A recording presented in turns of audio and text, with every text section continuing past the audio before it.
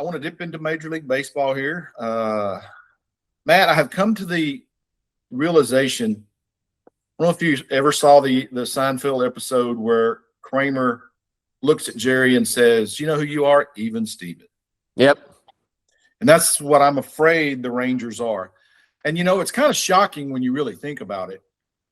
When you take a team that finishes 81-81 and you make very minimal, no major offensive changes to it, really no changes really overall.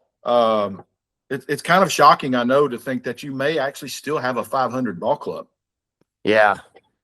The only saving grace in that is that to this point, of course, the AL West is just as middling as the Rangers are. And so 14-14 gets you up near first place, a game out of first place. But, man, the frustration level with this team from game to game is starting to rise up early again. And I just think it's getting to the point where you are what your record says you are. You are a 500 ball club. And you just can't get past that hump. You can't get over that hump. They're not good enough to do it. Yeah. And they got the Yankees and Aaron Judge coming to town, who right now may be playing the best of anyone in the American League.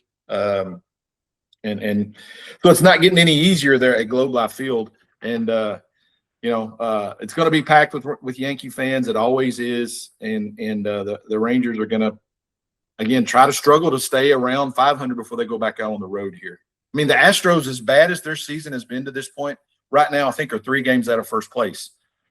They're just one good winning streak away from actually, running or being in the driver's seat. And Seattle's going to start playing well at some point.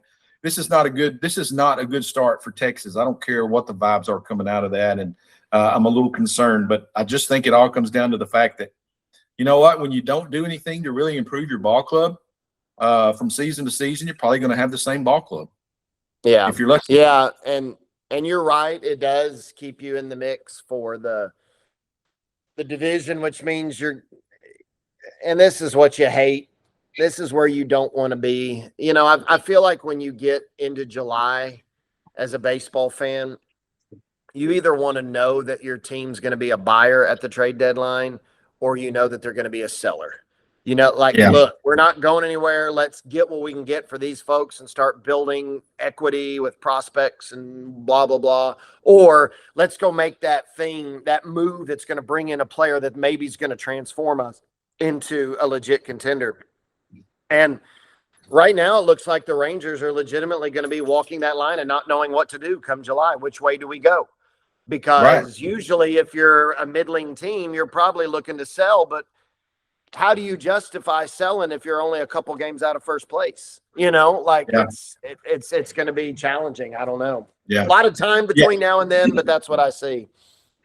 I think you're not I kind of laugh when we talk about, the Athletics are 2 games or a game in first place. They're the first place Athletics. I'm like, you shouldn't even really look at the standings. I hope you don't do that as a major league organization until July 1st.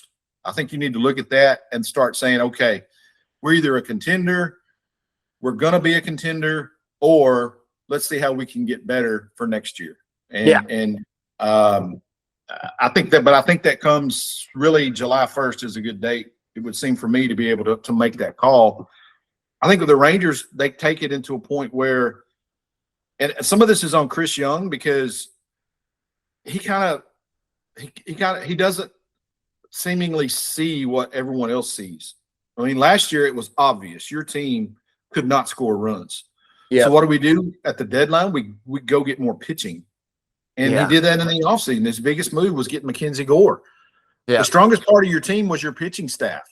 Why are we not trying to improve our offense? And here you are again. That's basically when I say you have the same team, a good pitching staff, an offense that struggles, and here you are again, 14-14, right where you were at the end of last year. Even Steven.